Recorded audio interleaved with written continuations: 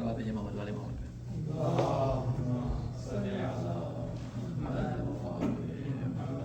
اعوذ باللہ من الشیطان اللعین الرجیم. بسم اللہ الرحمن الرحیم. لا حول ولا قوة الا باللہ العلی العظیم. نحمده ونستعینه ونستغفره ونشکره ونتوسل الیہ ونتوکل علیہ.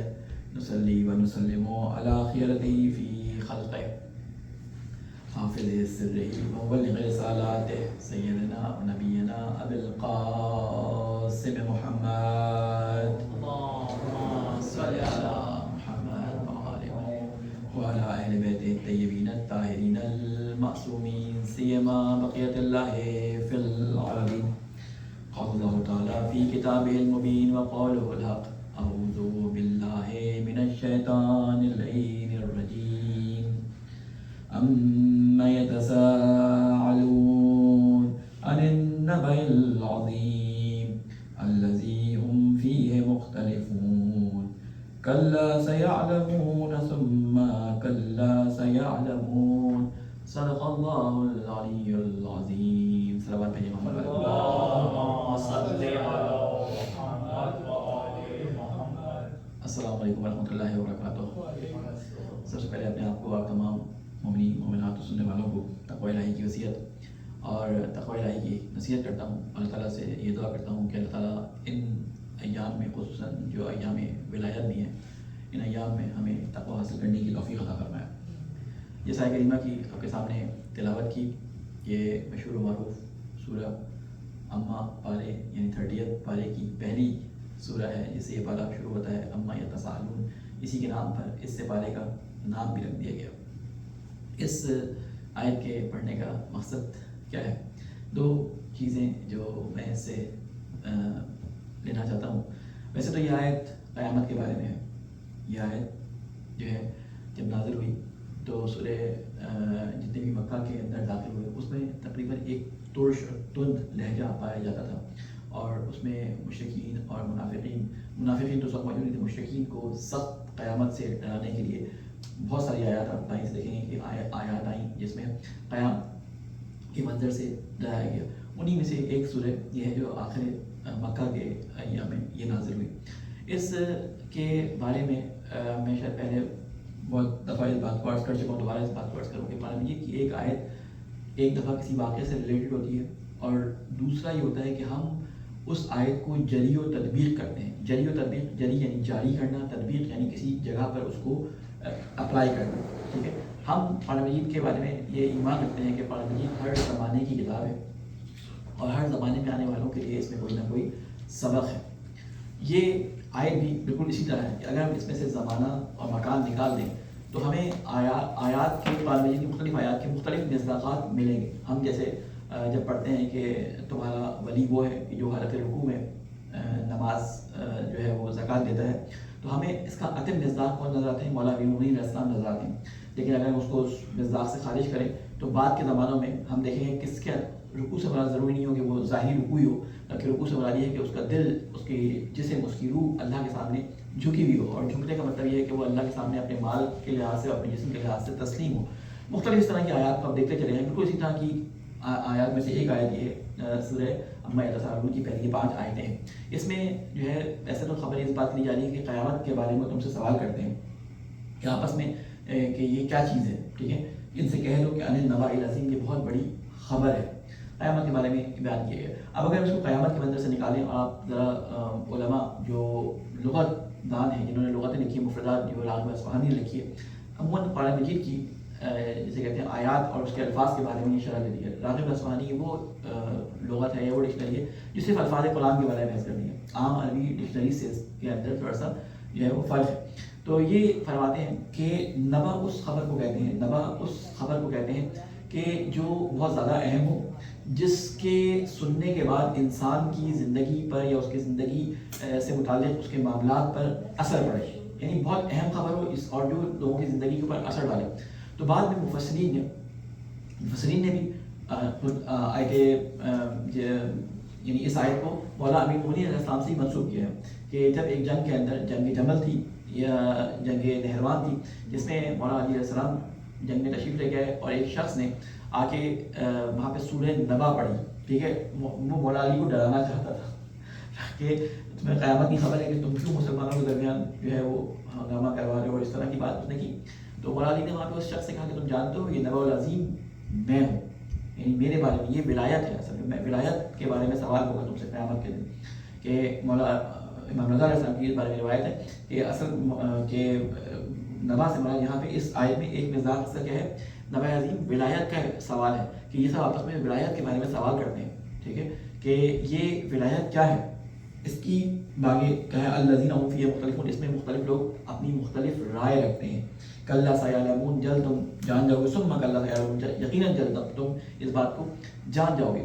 تو یہ مولا امیر المومنین علیہ السلام سے کیونکہ منسوب آئے تھے اور مولا امیر المومنین علیہ السلام کو اس کا ایک مصداق ٹھہرایا جاتا ہے ان آیات کا، لہٰذا میں نے اس کو آج غدیر کے موقع پہ اس عنوان سے اس آیت کا انتخاب کیا کہ یقیناً مولا امیر المومنین علیہ السلام کی ولایت کا اعلان ایک ایسا اعلان تھا کہ جس میں لوگوں میں اختلاف تھا، لوگوں میں بہت چیمگوئیاں ہوئیں، اور اس کے بارے میں اللہ تعالیٰ نے رسول اکرم صلی اللہ علیہ وسلم کو یہ کہا تھا کہ اگر آپ نے اس آیت کو پہنچایا تو ایک احتمال ہے کہ جو کافرین ہیں اور جو منافقین ہیں وہ آپ کے خلاف شر کریں گے. اور دیکھیں شر کا اندیشہ تھا اور وہ شر اب تک ہمیں بعض جگہوں پہ نظر آتا ہے. تو اللہ نے کہا کہ آپ کو اللہ تعالیٰ واللہ یعصمک من الناس، اللہ تعالیٰ آپ کو لوگوں کے شر سے بچا لے گا، ٹھیک ہے، لوگوں کے شر سے بچا لے گا. تو اس کا مطلب اس سے شر پیدا ہونے کا اندیشہ تھا، لہٰذا اللہ تعالیٰ نے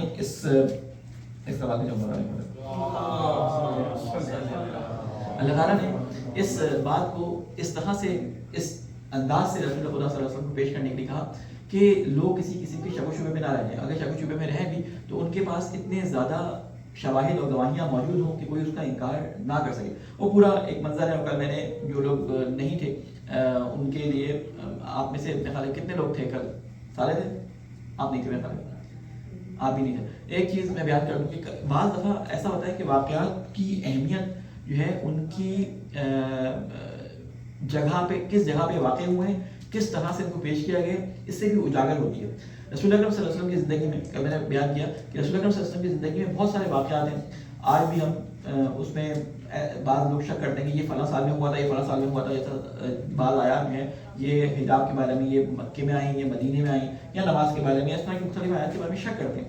لیکن اللہ تعالیٰ نے ولایت کے بارے میں اعلان کے لیے اس طرح سے اس واقعے کو رکھا کہ 6 ہجری میں رسول اکرم صلی اللہ علیہ وسلم نے ارادہ کیا کہ اس جگہ کا، مکے کا، ٹھیک ہے، جب آگے تھے آپ، کل میں نے اس بات کو بیان کیا، آپ لوگ جو نہیں تھے ان کے لیے بیان کر رہا ہوں کہ 6 ہجری میں رسول اکرم نے ارادہ کیا کہ وہ جا کے عمرہ کریں. مکے سے آنے کے بعد اب تک کوئی عمرہ نہیں کیا تھا. 6 ہجری میں گئے، ان کو واپس لوٹا دیا گیا. اب 7 ہجری میں گئے، عمرہ قضا کی نیت سے گئے، عمرہ قضا کیا. 8 ہجری میں حج کی آیت نازل ہو گئی اور اللہ تعالیٰ نے رسول کو فرمایا کہ آپ جا کے حج واجب ہو گیا مسلمانوں کے اوپر 8 ہجری کے اندر. لیکن رسول اکرم نے 8 ہجری میں حج نہیں کیا. 9 ہجری میں رسول اکرم نے پھر حج نہیں کیا. رسول اکرم نے اپنا امیر کاروان بنا کے ایک حج کا قافلہ بھیج دیا اور وہاں پر سورہ برات کی تبلیغ کے لیے مولا امیر المومنین علیہ السلام کو اپنا نائب فرمایا کہ آپ جا کے سورہ برات کی جو ہے وہ وہاں پہ تبلیغ کریں. اس کے بعد 10 ہجری میں اللہ تعالیٰ نے رسول سے کہا کہ اعلان کرو، اے رسول آپ اعلان کریں کہ آپ اس سال حج پہ جا رہے ہیں. اور رسول اکرم صلی اللہ علیہ وسلم نے وہ اعلان کیا اور اعلان کرنے کے بعد وہ حج ہوا. اور حج کے بعد وہ تمام مواقع حجۃ الوداع تک سارے مراسم اور مناسک لوگوں نے رسول خدا سے دیکھے. یہ سارے کے سارے وہاں سے آ رہے تھے. اب جو لوگ رسول خدا کے ساتھ گئے تھے یہ وہ لوگ تھے جو انتظار کر رہے تھے پوری رسول کی 23 سالہ زندگی کے اندر کہ رسول خدا کس وقت جو ہے وہ جو ہے نا اس دنیا سے جائیں تو ہم اپنی جسے کہتے ہیں کہ جو پرانی جاہلیت کی رسوم تھی ان کو اسلام میں لے آئیں. کیونکہ یہ ساری باتیں آپ کو معلوم ہے کہ پہلے وہ کوشش کرتے رہے جنگوں کے ذریعے کہ اسلام کو نابود کر دیں، لیکن جب وہ اس بات میں کامیاب نہیں ہو سکے تو وہ اسلام کا روپ ڈھال کے آ گئے مسلمانوں کے درمیان. جب مسلمانوں کے درمیان آ گئے تو ہم کو اس بات کی بھی تھی کہ رسول اکرم یہاں سے جائیں گے تو ہم ان سے یہ منصب چھین کر دوبارہ اس کو جاہلیت کی طرف پلٹا دیں گے. لیکن ہوا یہ کہ اللہ تعالیٰ نے رسول خدا سے یہ ارشاد فرمایا کہ اے رسول پہنچا دیجیے اس آیت کو کہ جو اس حکم کو جو ہم نے آپ کے سامنے نازل کیا. وہ حکم کیا تھا؟ کیونکہ یہ ایسا یعنی کوئی ایسا حکم نہیں تھا جو تازہ یا نیا آیا ہو. یہ کام تو رسول اکرم صلی اللہ علیہ وسلم اپنی تبلیغ کے پہلے دن سے کرتے چلے آ رہے تھے. یعنی جس دن دعوت ذوالشیرہ ہوئی تھی اور دعوت ذوالشیرہ کے تیسرے دن جب رسول اکرم صلی اللہ علیہ وسلم نے اپنی بات پہنچانا شروع کی تھی اور لوگوں سے مدد طلب کی تھی، تو اس وقت بھی مولانا امیر المومنین علیہ السلام آپ کی مدد کے لیے کھڑے ہوئے تھے، تو کہا تھا کہ تم میرے ولی بھی ہو، میرے نائب بھی ہو، میرے جانشین بھی ہو۔ اس دن سے رسول اکرم مختلف اشاروں، کنایوں اور واضح کبھی چھپے ہوئے الفاظ میں یہ بات کرتے چلے آ رہے تھے۔ لیکن آج کا جو دن تھا، یعنی غدیر کا دن، جس دن رسول خدا یہ خطبہ دے رہے تھے، اس دن مسلمانوں کی تعداد اس دن کی نسبت بہت زیادہ بڑھ چکی تھی۔ یعنی تمام کے تمام مسلمان جو رسول اکرم صلی اللہ علیہ وسلم کے اطراف میں موجود تھے، چاہے وہ مدینہ کے رہنے والے ہوں، چاہے وہ مکہ کے رہنے والے ہوں، چاہے وہ یمن کے رہنے والے ہوں، چاہے اطراف میں دور دراز علاقوں میں جہاں کے بھی رہنے والے ہوں، سب کو رسول اکرم صلی اللہ علیہ وسلم کو یہ حکم ہوا تھا کہ ان سب کو اعلان کے ذریعے اس بات سے آگاہ کرو کہ تم حج کرنے والے ہو، سب تمہارے ساتھ حج پہ جائیں۔ لوگ جو مدینہ آ کے جمع ہو گئے تھے اور یمن سے آ گئے تھے، ادھر سے آ گئے، سب جگہ سے آ گئے تھے۔ اب رسول خدا نے وہ سارا انتظام کیا۔ آپ سوچیں کہ رسول خدا نے اس کے لیے کتنا اہتمام کیا ہے۔ پورا آپ کو منظر غدیر کا پتہ ہے۔ رسول خدا نے ایک جملہ کہنے کے لیے 40 سال محنت کی ہے، اور وہ جملہ کیا تھا؟ جب کوہ صفا پہ رسول خدا صلی اللہ علیہ وسلم کھڑے ہوئے ہیں اور کوہ صفا پہ جانے کے بعد آپ نے یہ کہا تھا کہ میں اس پہاڑ کے پیچھے اگر کہوں کہ فوج کھڑی ہے تو کیا تم میری بات مانو گے؟ تو لوگوں نے کیا کہا تھا کہ ہاں ہم آپ کی بات مانیں گے۔ تو اس وقت رسول خدا صلی اللہ علیہ وسلم کیا ان سے اقرار لینا چاہ رہے تھے؟ یہ اقرار لینا یہ چاہ رہے تھے کہ رسول خدا نبی پہلے سے نہیں تھے، نبی تو پہلے سے تھے، اعلان نہیں کیا تھا، اظہار نہیں کیا تھا، بعثت اللہ تعالیٰ نے ظاہر نہیں کی تھی۔ کیوں؟ اس لیے ظاہر نہیں کی تھی کہ پہلے جب نبی آتے تھے تو وہ بچپنے میں رسول ہو جاتے تھے۔ حضرت عیسیٰ کی مثال، حضرت یحییٰ کی مثال ہمیں قرآن مجید کے اندر ملتی ہے، بچپنے میں رسول ہو جاتے تھے۔ حضرت عیسیٰ علیہ السلام آئے، ان کی جو ہے وہ گواہی جو تھی انہوں نے خود اپنی زبان سے دی کہ انی عبداللہ آتانی الکتاب، کہ میں اللہ کا بندہ ہوں اور کتاب لے کے آیا ہوں۔ تو انہوں نے بچپن میں گواہی دے دی تھی۔ رسول اکرم صلی اللہ علیہ وسلم نے 40 سال انتظار کیوں کیا؟ تو بعض مفسرین نے اس جگہ پہ ایک ضعیف نقطہ لکھا ہے۔ وہ لکھتے ہیں کہ رسول خدا صلی اللہ علیہ وسلم نے اس لیے اس جگہ پہ انتظار کیا کہ حضرت عیسیٰ کو معلوم تھا کہ اگر میں معاشرے میں تبلیغ کروں گا اس کے بعد جو بگاڑ آئے گا، میرے بعد ایک آنے والا آئے گا کہ اس بگاڑ کو دور کر دے گا۔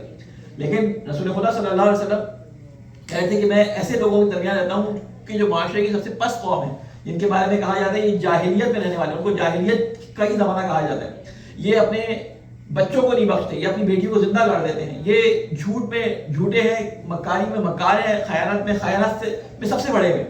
تو کہتے ہیں کہ جب تک کہ میں ان خائنین سے اپنی امانتداری کا ثبوت نہ لے لوں، جب تک ان جھوٹوں اور کذابین سے اپنی صداقت کا امتحان نہ لے لوں، اس وقت تک کوئی بات نہیں کہوں گا۔ کیونکہ ہمارے پاس جو بھی دین موجود ہے اس وقت، ہمارا دین سارا کا سارا رسول خدا صلی اللہ علیہ وسلم کے قول کا صدقہ ہے۔ آپ کو معلوم ہے نا، ہمارے پاس قرآن آیا، کس نے بتایا ہمیں؟ رسول اکرم نے بتایا ہمیں۔ کس نے بتایا کہ ہم اس سے پہلے اتنے سارے انبیاء گزرے؟ ہمیں رسول اکرم صلی اللہ علیہ وسلم نے اس کی تصدیق کی۔ ہمیں کس نے بتایا کہ یہ سارے واقعات پچھلے زمانوں میں ہوئے؟ یہ ہمیں رسول اکرم نے بتایا۔ ہمیں اللہ کی توحید کا، ہمیں جو ہے انبیاء علیہ السلام کے بارے میں، ہمیں دوسرے دین کے بارے میں، شریعت کے بارے میں کس نے بتایا؟ یہ سب رسول اکرم صلی اللہ علیہ وسلم نے بتایا۔ تو رسول اکرم صلی اللہ علیہ وسلم کی بات میں اگر ذرا سے بھی شک آ جائے تو پورے دین کی عبادت جو ہے وہ نابود ہو جائے گی، بالکل زمین بوس ہو جائے گی۔ اس لیے رسول اکرم صلی اللہ علیہ وسلم کی زبان کا ایسا پختہ لوگوں کے اندر جو ہے وہ یقین ہونا چاہیے تھا کہ یہ سچے ہیں، کہ جو دشمن ہو وہ بھی اس کو انکار نہ کر سکیں۔ لہٰذا رسول اکرم صلی اللہ علیہ وسلم نے ان سے اقرار لینے کے بعد اس بات کا اعلان کیا، 40 سال محنت کی اور 40 سال کے بعد ایک جملہ کہا۔ وہ جملہ کیا کہا تھا؟ قولوا لا الہ الا اللہ تفلحوا، اے لوگو اللہ ایک ہے، اس بات کو مان لو، یعنی اللہ کے علاوہ کوئی معبود نہیں ہے، اس بات کو مان لو، تفلحوا، تم فلاح پا جاؤ گے۔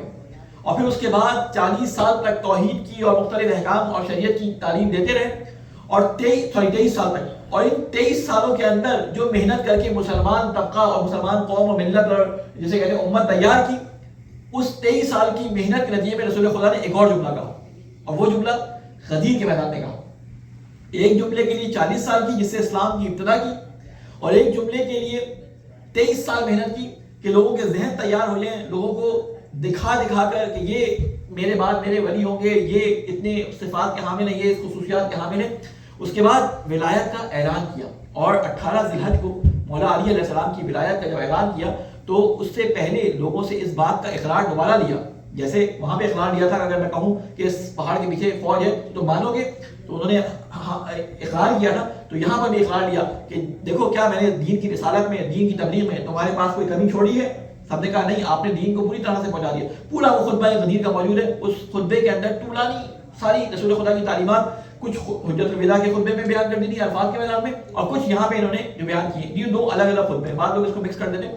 تو یہاں پر ولایت کے اعلان کے لیے پہلے ان سے اپنی ولایت کا اقرار لے لیا کہ میں تم سب پہ تمہاری جانوں سے زیادہ حقدار ہوں یا نہیں ہوں۔ جب انہوں نے کہا آپ ہماری جانوں پہ ہم سے زیادہ حقدار ہیں، اللہ تعالیٰ کی طرف سے ہمارے اوپر والی ہیں ولی ہیں، تو پھر فرمایا کہ جس طرح میں تمہاری جانوں پہ اور تمہارے نفوس پہ تم سے زیادہ حقدار ہوں اور تمہارا مولا ہوں، بالکل آج کے بعد میں تمہارے لیے اس علی کو تمہارا ولی یا مولا قرار دیتا ہوں۔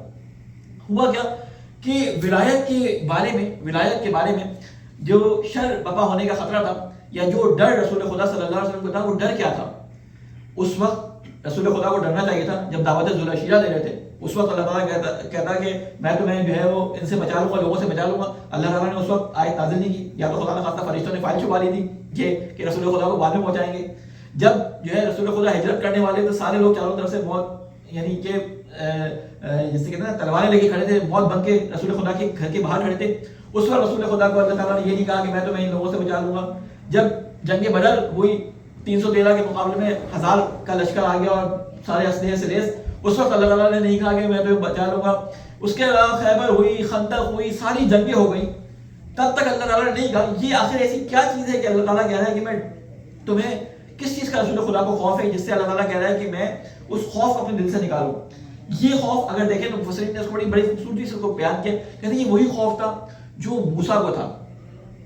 حضرت موسیٰ علیہ السلام کے بارے میں ملتا ہے کہ جب وہ فرعون کے دربار میں تھے اور اس وقت حضرت موسیٰ علیہ السلام کو ایک خوف تھا۔ وہ خوف کیا تھا؟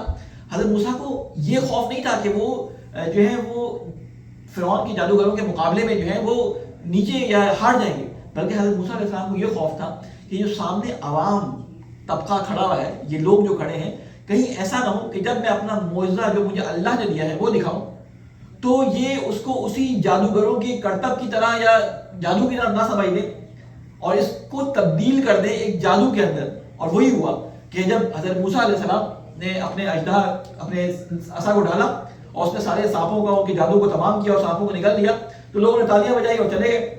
اور حضرت موسیٰ علیہ السلام کے اوپر ایک طرح سے ان کو وہ ہوا کہ یہ بھی کوئی نہ کوئی ایک پریسٹ یا کوئی وہ ہے کیا نام ہے پروہت ہے یا معبد کا کوئی عالم ہے جس نے یہ جادو دکھایا ہے، کیونکہ وہ سارے معجزے میں آپ کو پہلے تفصیل سے اپنی تفسیر کے درس میں بیان کر چکا ہوں کہ یہ معجزہ جو ید بیضہ کا دکھایا تھا اور یہ جو معجزہ لاٹھی اور عصا کا دکھایا تھا، یہ ساری چیزیں کس وجہ سے، ایک بیک گراؤنڈ تھا اس کا پورا، وہ بیک گراؤنڈ میں تفصیل سے بیان کر چکا ہوں، اس کو میں دوبارہ بیان نہیں کروں گا۔ سوال بھیجیں محمد والے محمد پہ۔ تو یہاں پر حضرت رسول اکرم صلی اللہ علیہ وسلم کو یہی فرض تھا، یہی خوف تھا کہ ایسا نہ ہو کہ میں جس چیز کو ان کے سامنے بیان کر رہا ہوں یہ اس کو غلط معنی میں اس کو لے لیں یا اس کو غلط طریقے سے لوگوں کے سامنے پورٹرے کریں۔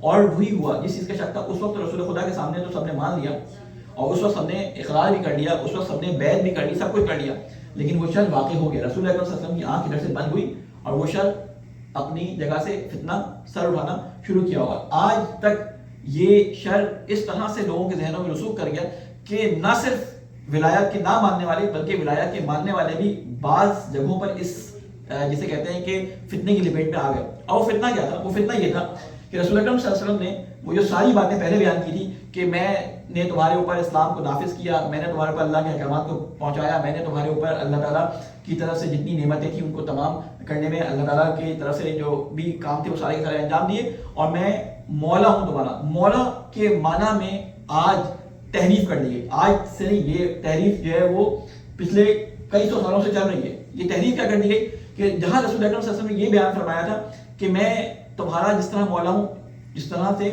علی تمہارا مولا ہے، تو وہاں پہ لوگوں نے ترجمے میں کیا کیا، انہوں نے کہا کہ مولا سے مراد کیا ہے؟ دوست ہے۔ مولا سے مراد دوست ہے۔ یہ تحریف آج ہمارے کچھ لوگوں کے درمیان بھی آ گئی ہے۔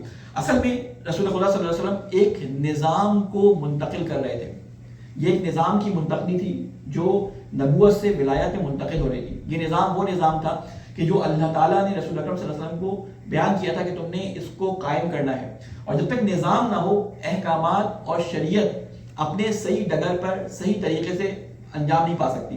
جب تک رسول خدا مکے میں تھے نظام قائم نہیں تھا، اس لیے جب بہت سارے حکم آئے تو اس میں اتباع نہیں ہو سکتی تھی۔ کافروں کے ساتھ جنگ نہیں ہو سکتی تھی، لوگ ظلم کرتے تھے، کفار مارتے تھے، مشرکین جو ہے وہ آپ کے چاہنے والوں کو جسے کہتے ہیں صحرا میں لٹا کے پتھر سینے پہ رکھ دیا کرتے تھے، لیکن حکم کیا تھا کہ تم نے آواز نہیں نکالنی، تم نے آواز نہیں نکالنی. لیکن جیسے ہی رسول خدا مدینے میں آئے تو پہلا کام رسول اکرم صلی اللہ علیہ وسلم نے کیا کیا؟ ایک نظام قائم کیا، کیونکہ نظام وہ سسٹم ہے کہ جس کے اندر احکامات جو ہیں وہ اپلائی ہوتے ہیں، جس کے اندر احکامات پیادہ ہوتے ہیں. ان احکامات کو پیادہ کرنے کے لیے، ان احکامات کو رائج کرنے کے لیے ایک نظام کی ضرورت ہوتی ہے. وہ نظام رسول اکرم نے مدینہ میں جو ہے وہ رائج فرمایا. آج کے زمانے میں جو ہمارے ساتھ یہ ظلم ہو گیا وہ یہ ہو گیا کہ ہم نے اس نظام کو دین سے علیحدہ کر کے لوگوں کے درمیان جو ہے وہ رکھ دیا. ہم نے سے مراد یہ کہ اس معاشرے کے اندر، اور اکثر لوگوں نے اس کو باور بھی کر لیا، اور پھر یہ نعرہ وجود میں آیا کہ دین اور سیاست دو علیحدہ علیحدہ چیزیں ہیں، نظام اور دین جو ہے وہ دو علیحدہ علیحدہ چیزیں ہیں، اور جو دین والے لوگ ہیں وہ سیاست میں نہیں جا سکتے، اور جو سیاست والے لوگ ہیں ان کا دین سے کوئی سروکار نہیں ہے. جبکہ اللہ تعالیٰ نے نظام کے اندر اس دین کو رکھا تھا. کیونکہ اس کی مثال بڑی اچھی ہمارے ایک عالم گزرے ہیں انہوں نے دی تھی. وہ کہتے تھے کہ اگر اس کی مثال ایسی کہ نظام اگر نہ ہو تو اس نظام میں جسے کہتے ہیں اجرا کرنا کسی قانون کا یا حکم کا وہ کس طرح مشکل ہے. کہ اگر ایک مثال کے طور پہ آپ کا کوئی شیعہ شخص وہ چلا جائے ہندو معبد کے اندر نماز پڑھنے کے لیے، نظام ہندو وہاں پہ رائج ہے، اب وہاں پہ جا کے وہ صحیح جگہ ڈھونڈے یا جانماز ڈھونڈے تو اس کو نہیں ملے گی کہیں بھی، کیونکہ نظام ان کا قائم ہے. اور جس نظام میں آپ ہوتے ہیں وہ اپنی طرح سے اس کو چلانے کی کوشش کرتا ہے، وہ آپ کے حساب سے نہیں ہوتا. اس لیے نظام کا ہونا بہت ضروری ہے. یہی وجہ ہے کہ کوشش ائمہ علیہ السلام کی ہمیشہ سے یہی رہی کہ وہ نظام جو رسول اکرم صلی اللہ علیہ وسلم کے زمانے میں قائم تھا اور ایک حد تک مولا علی علیہ السلام کے زمانے تک قائم رہا، اور 6 مہینے تقریباً امام حسن علیہ السلام کی زندگی میں قائم رہا، اس کو کسی نہ کسی طریقے سے دوبارہ رائج کر دیں.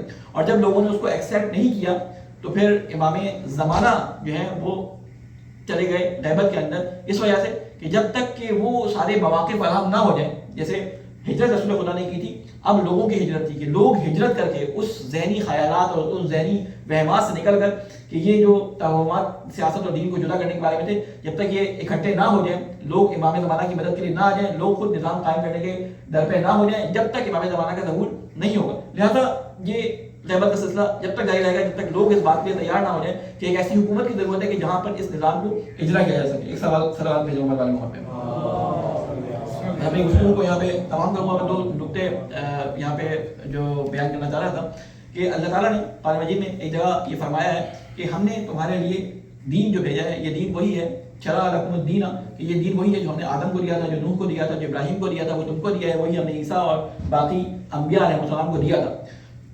اسلام 2 چیزوں کا نام ہے. اسلام 2 چیزوں کا نام ہے، ایک ہے دین اور ایک ہے شریعت. دین سے مراد یہ کہ وہ راستہ جو اللہ تعالیٰ کی طرف جاتا ہے، اور شریعت اس راستے پہ چلنے کا طریقہ کار. دین کے بارے میں جس علم کے اندر بحث ہوتی ہے اسے آپ علمی زبان میں کیا کہتے ہیں؟ علم کلام کہتے ہیں. علم کلام جس کے اندر ہم بنیادی چیزوں، دین کی بنیادی چیزوں کے بارے میں بات کرتے ہیں، جیسے اللہ تعالیٰ کی توحید ہو گئی، ہم نبوت ہو گئی.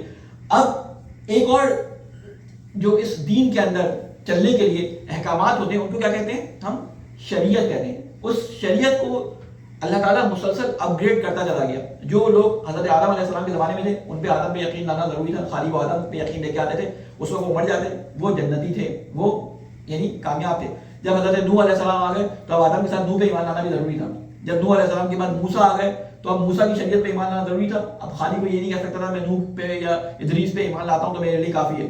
جیسے جیسے سلسلہ آگے بڑھتا گیا اللہ تعالیٰ اپنی شریعت کو، اسلام کو اپ گریڈ کرتا چلا گیا، اور جو اپ گریڈ ورژن تھا وہ پچھلے ورژن کو ریپلیس کر دیتا تھا. ایک طرح سے ریپلیس یعنی اب اس میں آپ نہیں کر سکتے. میں اس کی مثال اکثر دیتا ہوں کہ آپ کے پاس کمپیوٹر ہے، اس میں آپ نے ونڈوز 3.1 انسٹال کی ہوئی ہے اور آپ کہہ رہے ہیں کہ میرے کمپیوٹر کے اندر وائرسز بھرے ہوئے ہیں، تو وہ جو بھی عقل مند جو کمپیوٹر سائنس کا جاننے والا وہ کہے گا بھائی آپ پہلے اپنا سسٹم اپڈیٹ کریں، پھر اس کے بعد وائرس کے لیے آپ کو اینٹی وائرس ڈالنا پڑے گا.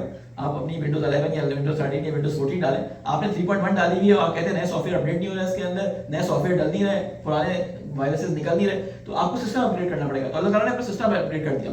یہ سلسلہ بڑھتا گیا، یعنی ہم کہہ رہے ہیں دین میں فرق نہیں آ رہا، شریعت اپڈیٹ ہوتی آ رہی ہے، دین اپڈیٹ نہیں ہو رہا. اللہ کو ماننا ایک ہے، ایک ہی تھا، ابھی بھی ایک ہے، ٹھیک ہے. رسولوں کو ماننا اللہ تعالیٰ کی توحید کے ساتھ جڑا ہوا تھا. تو تو اللہ تعالیٰ نے اس چیز کو تبدیل نہیں کیا، یعنی دین میں کوئی تبدیلی نہیں آ رہی، لیکن شریعت مسلسل اپگریڈ ہوتی آ رہی ہے. بڑا اچھا وہ طالب جوہری صاحب ایک نقطہ بڑا اچھا کہتے تھے، وہ کہتے تھے کہ دیکھو اب شریعت کے مطابق بتاتے ہیں کہ جب محمد صلی اللہ علیہ وسلم آ گئے تو اب عیسیٰ کی شریعت نہیں چلے گی، اب جو ہے محمد صلی اللہ علیہ وسلم کی شریعت چلے گی. اگر تم نے محمد کے آنے کے بعد عیسیٰ کی شریعت پر عمل کیا اور مر گئے تو تم جہنمی. حضرت محمد صلی اللہ علیہ وسلم آ گئے تو اس کے بعد احکامات آنے شروع ہو گئے. اب ان احکامات میں جب تک آپ کی مکی کی زندگی ہے تو نماز واجب ہوئی ہے، یا دو چار چیزیں واجب ہوئی ہیں. جس نے نماز پڑھ لی ہو مکی کی زندگی میں پہلے دوسرے تیسرے سال مر گیا وہ جنتی ہو گیا، ٹھیک ہے، اس سے کوئی سوال نہیں ہوگا. لیکن اس کے بعد حکم آگے ہجرت کرو. اب جو نماز پڑھ رہا ہے، رسول کو مان رہا ہے، اللہ کی توحید کو مان رہا ہے اور ہجرت نہیں کر رہا، تو کہا کہ تمہارا دین قبول نہیں ہے، اب تمہیں ہجرت نہیں کرنی ہے. اور ہجرت اگر تم نے کر لی تو اس کے بعد حکم آ گیا کہ اب زکوٰۃ دو. اب جو زکوٰۃ نہیں دے گا، ہجرت کر کے بے شک آیا ہے لیکن زکوٰۃ نہیں دے گا تو منکر زکوٰۃ مسلمان ہونے سے خارج ہو جائے گا. پھر اس کے بعد حکم آ گیا کہ اب حج کرو. اب جو استطاعت رکھنے کے بعد حج نہیں کرے تو وہ دین سے خارج ہو گیا. تو کہتے ہیں ایک موقع رسول خدا صلی اللہ علیہ وسلم نے وہ آخر میں جس دن اللہ تعالیٰ نے یہ آیت نازل کی تھی کہ آج کے دن تمہارے لیے میں تمہارے دین کو کامل کر رہا ہوں اور نعمتوں کو تمام کر رہا ہوں، اس دن مولا علی علیہ السلام کو ولی بنا دیا. تو آج تک جتنے لوگ اسلام پہ عمل کرتے چلے آ رہے تھے وہ سارے مسلمان تھے. رسول اکرم کو مان لیا، نماز پڑھ لی، زکوٰۃ کو مان لیا، حج کو مان لیا، تمام چیزوں کو مان لیا، اب تک وہ مسلمان تھے. اگر غدیر سے پہلے مر جاتے تو جنتی تھے، لیکن غدیر کے بعد اگر مولا امیر المومنین علیہ السلام کی ولایت کو نہیں مانا تو انہوں نے گویا کہ دین کا انکار کر دیا. تو مولا علی علیہ السلام کی ولایت میں نے کل بھی اس کو عرض کیا تھا کہ اتنی ضروری ہے کہ اس کے بعد دین کے احکامات، دین کی شریعت کے اندر جو چیزیں ہمیں بیان کی جاتی ہیں ان پہ عمل کرنے میں غدیر ایک واضح جسے کہتے ہیں ایک نقطۂ عطف ہے کہ جس کے بعد سے دو حصوں میں دین ہمیں بٹا ہوا نظر آتا ہے. لہٰذا جو غدیری ہیں ان کے عمل کرنے کا اسلام پہ طریقہ کار تھوڑا سا ڈفرینٹ ہے ان لوگوں سے جو غدیری نہیں ہیں. اے اللہ تو یہ واسطہ ہے محمد والے محمد کا، ہمیں ان لوگوں میں شمار فرما کہ جنہوں نے مولا امیر المومنین اسلام کی ولایت کا اقرار کیا اور اس ولایت کے ساتھ ساتھ اپنے آپ کو اس ولایت کے تقاضوں کو پر پورا اتارنے کی جنہوں نے کوشش بھی کی. اے اللہ تجھے واسطہ ہے محمد والے محمد کا ہمارے گناہ کبیر اور صغیرہ کو معاف فرما. اے اللہ تجھے واسطہ ہے محمد والے محمد کا جو ہمارے بزرگان اس دنیا سے جا چکے ہیں ان کی قبروں میں اپنی رحمت نازل فرما. اور اے اللہ تجھے واسطہ ہے محمد والے محمد کا جہاں مسلمانوں پہ ظلم ہو رہا ہے اس ظلم سے ان کو نجات عطا فرما. اے اللہ تجھے واسطہ ہے محمد والے محمد کا ہمارے امام کی عبادت فرما، ہمیں ان کے ناصر العوام میں شامل فرما. ربنا تقبل منا انک انت السمیع العلیم برحمتک یا ارحم الراحمین. بسم الله الرحمن الرحيم أعطيناك الكوثر فصل لربك وانحر إن شانئك هو الأبتر.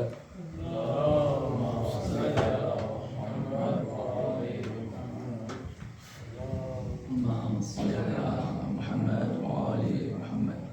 اللهم صل على محمد وآل. أعوذ بالله من الشيطان اللعين الرجيم. بسم الله الرحمن الرحيم. الحمد لله رب العالمين والصلاة والسلام على سيدنا ونبينا وحبيب قلوبنا أبي القاسم المصطفى محمد وعلى آله الأكرمين الأشهرين المنتدبين سيما علي أمير المؤمنين والصديقة الطاهرة فاطمة الزهراء سيدة النساء العالمين والحسن والحسين سيدي شباب أهل الجنة وعلي بن الحسين ومحمد بن علي وجعفر بن محمد وموسى بن جعفر وعلي بن موسى ومحمد بن علي وعلي بن محمد والحسن بن علي والخلف القائم المهدي وجدك على عبادك وأمنائك في بلادك.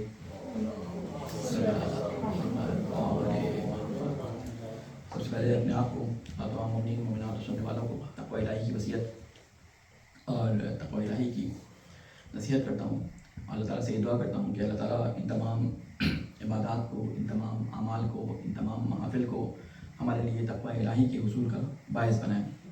اس ہفتے میں بہت ساری ذی الحجہ کے مہینے میں بہت ساری مناسبات تھیں اور خاص طور پہ اس ہفتے میں جو مناسبات گزری ہیں ان میں ایک غدیر کی مناسبت تھی. اس کے علاوہ امام کی ولادت بھی گزری ہے اور اس کے علاوہ جو ایک افسوسناک خبر جو آپ لوگوں نے کل پرسوں سن لی ہوگی کہ آیت اللہ شیخ فیاض ان کا انتقال نجف اشرف میں ہوا ہے. شیخ فیاض کے بارے میں اتنا جاننے کہ آغا خوئی کے شاگردوں میں سے تھے اور آغا سیستانی کے ہم کلاسی کہہ لیں یا کلاس فیلو کہہ لیں، بہت بڑے عالم تھے. اور حضرت آیت اللہ سیستانی کے بعد جو نام دیا جاتا تھا کہ مراجع کرام میں جن کی بات اتھینٹک سمجھی جاتی تھی وہ ایک حافظ بشیر صاحب ہیں اور ایک یہ شیخ فیاض صاحب تھے. تو ان کا انتقال ہوا، اللہ تعالیٰ ان کی مغفرت فرمائے اور ان کی کاوشوں کو اپنی بارگاہ میں قبول مقبول فرمائے.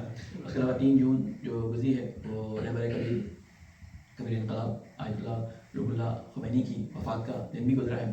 وہ 13 جون کو ایک بیماری کے باعث اس دنیا سے چلے گئے، لیکن ان کا کارنامہ جو تھا اس کی وجہ سے آج دنیا بھر میں شیعت نے بہت زیادہ جیسے کہہ لیں کہ ایک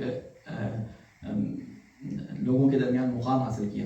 اس سے پہلے دین جو ہمارے یہاں یا شیعت رائے تھی وہ شیعت رسومات اور چند خاص شکلوں میں اعمال انجام دینے کا نام تھی، اور دین کو جو سیاست سے جدا کیا گیا تھا، جو ایک کوشش معاویہ کے زمانے میں اور بنو عباس کے زمانے میں کی گئی تھی کہ دین اور سیاست کو جدا کر دیا جائے، اس کوشش کو ناکام کرنے میں یا اس حکومتی نظام کو جو ائمہ علیہ السلام قائم کرنا چاہتے تھے، جو انبیاء علیہ السلام کی تمام کاوشوں کا نتیجہ تھی، رسول اکرم صلی اللہ علیہ وسلم نے ولایت کے طور پہ ہمیں دیا تھا، اس نظام کو دوبارہ سے قائم کرنے کے لیے آپ نے بہت زیادہ کوشش کی.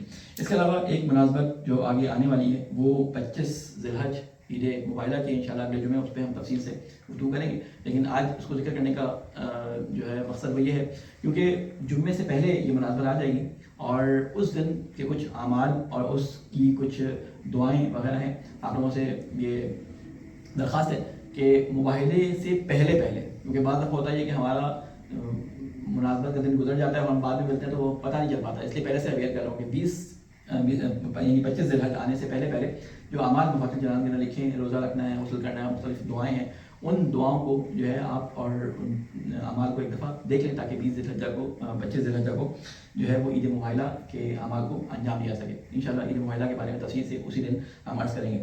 گفتگو ہماری جو چل رہی تھی اس کو میں مکمل کر دوں کہ ہماری گفتگو یہ چل رہی تھی کہ مولا امیر المومنین علیہ السلام کے ساتھ جو ظلم ہوا وہ ظلم کیا تھا. وہ ظلم یہ تھا کہ میرا خیال ہے دنیا میں مشہور جو شخصیات گزری ہیں ان شخصیات میں سے غیر انبیاء علیہ السلام کے علاوہ یعنی ان کے علاوہ جو لوگ ہیں جن کے بارے میں مختلف مدح سرائیاں یا کتابیں یا مختلف قسم کی تحقیقات اور مختلف قسم کے لوگوں نے جو ہے تحقیقی اپنے تھیسس لکھے ہوں، وہ شخصیات اگر سرچ کی جائیں تو اس میں سب سے زیادہ جو کام ہوا ہے وہ مولا امیر المومنین علیہ السلام کے بارے میں اس زمانے میں بھی ہوا ہے اور پچھلے 1300 سال کے اندر مختلف سالوں کے اندر یہ ہوتا رہا ہے. یعنی جتنی کتابیں مولانا امیر المومنین علیہ السلام کے بارے میں، ان کے فضائل کے بارے میں، ان کے مناقب کے بارے میں، ان کی کرامات کے بارے میں، ان کے جسے کہتے ہیں کہ شجاعت کے بارے میں لکھی گئی ہیں، ان کی جتنے اشعار ان کی مد میں لکھے گئے ہیں، وہ کسی کے بارے میں ایک غیر نبی بلکہ خاص طور پہ یوں کہہ رہے ہیں کہ رسول اکرم صلی اللہ علیہ وسلم کے بارے میں بھی اتنے اشعار شیعوں کے درمیان اہل سنت میں تو بہت ہیں نہیں ملتے. تو مولانا امیر المومنین السلام کے بارے میں کام بہت ہوا ہے، لیکن سب سے زیادہ جو پریشانی کی بات ہے وہ یہ کہ ہم نے رسول اکرم صلی اللہ علیہ وسلم ہوں یا مولا علی علیہ السلام ہوں یا ہمارے باقی ائمہ علیہ السلام ہوں یا انبیاء علیہ السلام ہوں، ان کے سلسلے میں ایک جو نظریہ اپنے ذہنوں میں قائم کیا ہے وہ نظریہ پرانے قدیم زمانے میں جو لوگوں کے ذہن میں تھا اس سے کچھ یعنی یوں کہنا اس سے ساتھ کچھ مکس ہو گیا ہے. پہلے زمانے میں جو لوگ سورج چاند اور ان زمانوں میں جو وہ کیا کرتے تھے، ان کی پرستش کیا کرتے تھے، تو ان کے ذہن میں یہ تھا کہ انسان ایک پست مخلوق ہے، اس سے اوپر کی مخلوق کیا ہے وہ فرشتے یا ملائکہ یا جن ہیں، ٹھیک ہے، اور اس سے اوپر خدایان رہتے ہیں اور اس کے اوپر جو ہے وہ ایک عظیم ہستی جو خدایان کو یا خداؤں کا جو خدا ہے وہ رہتا ہے. تو ایک ان کے ذہن میں ایک اسٹیج بنا ہوا تھا. وہ کہتے تھے کہ جو کام ہم نہیں کر سکتے، جو فرشتے کر سکتے ہیں وہ ہم نہیں کر سکتے، جو یعنی وہ خدا کر سکتا ہے بڑا گریٹر خدا، وہ چھوٹے خدا نہیں کر سکتے. جو چھوٹے خدا کر سکتے ہیں یعنی جو قدرت ان کے پاس ہے وہ فرشتوں کے پاس نہیں ہے. جو فرشتوں کے پاس قدرت ہے ٹھیک ہے وہ جنوں کے پاس نہیں ہو، جو جنوں کے پاس قدرت ہے وہ انسانوں کے پاس نہیں ہے.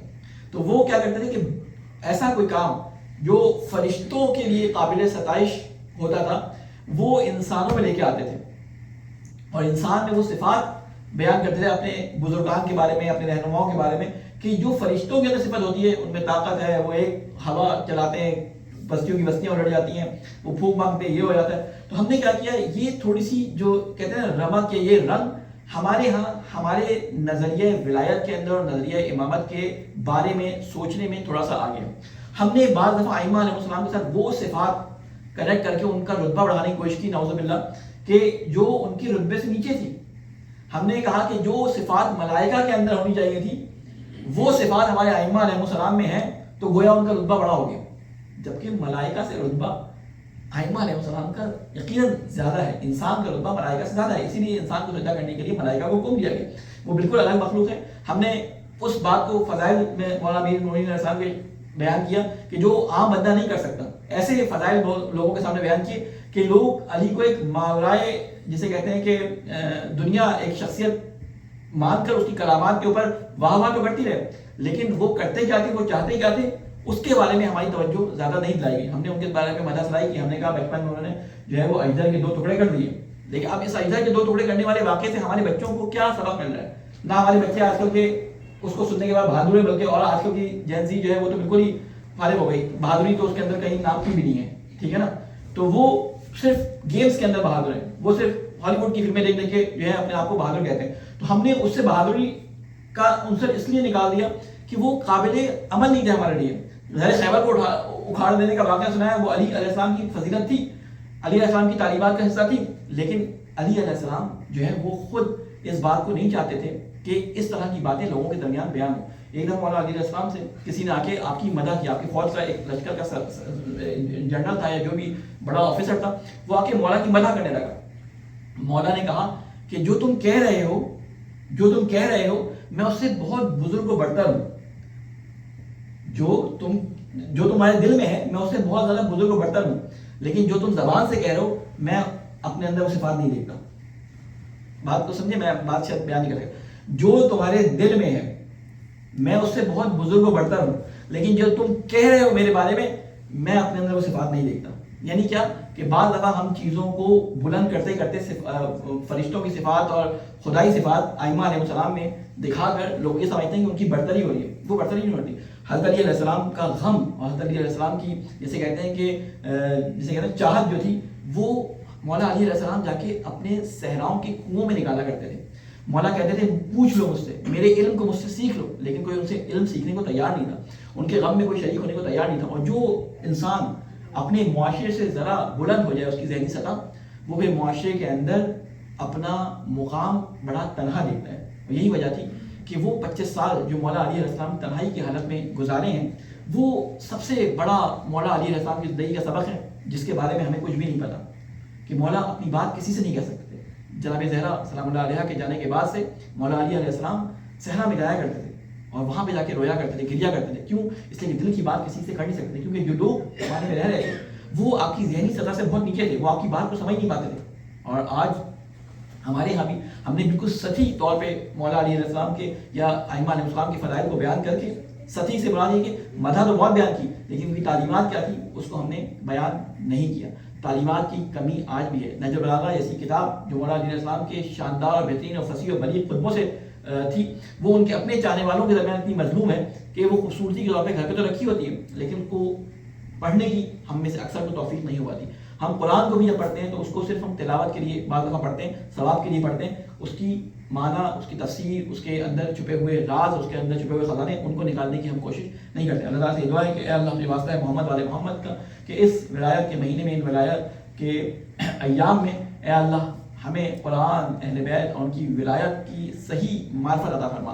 اے اللہ ہمیں ان کی معرفت کے ساتھ جو ہے ان کی طرف توجہ دینے کی توفیق عطا فرما. اے اللہ ان کی معرفت تیری معرفت کا باعث ہے, کیونکہ مولانا حسین علیہ السلام کا یہ جملہ ہے کہ جس نے اپنے وقت کے امام کو نہیں پہچانا گویا کہ اس نے خدا کو نہیں پہچانا. اس لیے اے اللہ ہمیں ائمہ علیہ السلام کی معرفت عطا فرما تاکہ ہم تیری معرفت حاصل کر سکیں. اے اللہ تیرے واسطہ محمد علیہ محمد کا ہمارے گناہ کبیرہ اور صغیرہ کو معاف فرما. اے اللہ تیرے واسطہ محمد والے محمد کا ہم سے جو گناہ چھپ کر اور جو گناہ ظاہراً انجام ہوئے اے اللہ ان کو اپنی بارگاہ میں معاف فرما. اے اللہ ہم جب تیری بارگاہ میں آئیں تو ہمارے گناہ معاف ہو چکے ہوں اور ہمیں ان لوگوں میں شامل ہو جو اہل بیت علیہ السلام کے چاہنے والے ہوں. اے اللہ تیرے واسطہ محمد والے محمد کا جہاں جہاں مسلمانوں پہ ظلم ہو رہا ہے اس ظلم سے ان کو نجات عطا فرما. اے اللہ تیرے واسطہ محمد والے محمد کا ہمارے امام کے ظہور میں تعجیل فرما, ہمیں ان کی ناصر العوام میں شامل فرما. ربنا تقبل منا انک انت السمیع العلیم برحمتک یا ارحم الراحمین. بسم اللہ الرحمن الرحیم. اللہ احد اللہ الصمد لم یلد ولم یولد ولم یکن له کفوا احد.